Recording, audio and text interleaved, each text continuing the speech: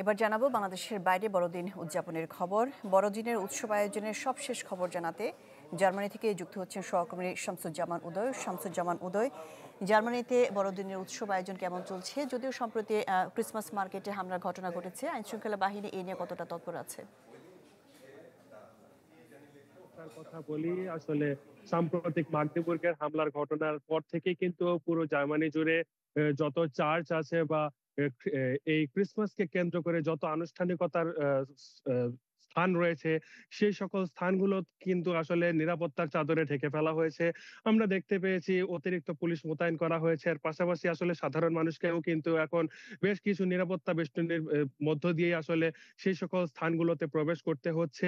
এর পাশাপাশি কিন্তু আমরা কতক্ষণ পরপরই দেখতে পাচ্ছি যে পুলিশের যে নিরাপত্তা বা টহল টিম রয়েছে তারাও কিন্তু কতক্ষণ পরপরই টহলরত রয়েছেন। তবে এই সকল কিছুর পাশাপাশি আসলে বিভিন্ন স্থানে আমরা দেখতে পাচ্ছি যে বিক্ষোভ সমাবেশও চলছে এই সকল অভিবাসীদের নিয়ে, যেহেতু বারবার বরাবর এই হামলাগুলো অভিবাসীদের দ্বারাই সংগঠিত হয়েছে।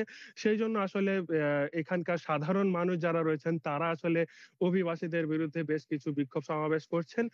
তবে আমি যদি আনুষ্ঠানিকতার কথা বলতে চাই, আসলে সকালবেলা যে উপাসনার আনুষ্ঠানিকতা রয়েছে সেটি কিন্তু সকালই শুরু হয়েছে। ইতিমধ্যে আমি এখানকার সাধারণ খ্রিস্টান ধর্মাবলম্বী যারা আছেন তাদের সাথে কথা বলার চেষ্টা করেছি।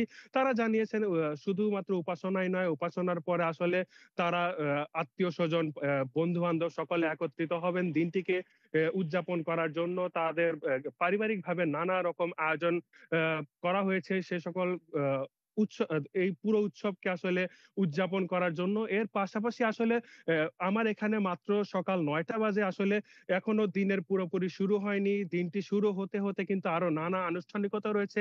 আসলে পুরো সারাদিন ধরেই বেশ কিছু উৎসবের আয়োজন করা হয়েছে এবং তারা চেষ্টা করছে আসলে এই সাম্প্রতিক ঘটনার উপেক্ষা করে এই সুন্দর দিনটিকে আসলে খুব জি, উৎসবমুখর শামসুজ্জামান পরিবেশে উদয়, আপনি খবর সংগ্রহ করতে থাকুন।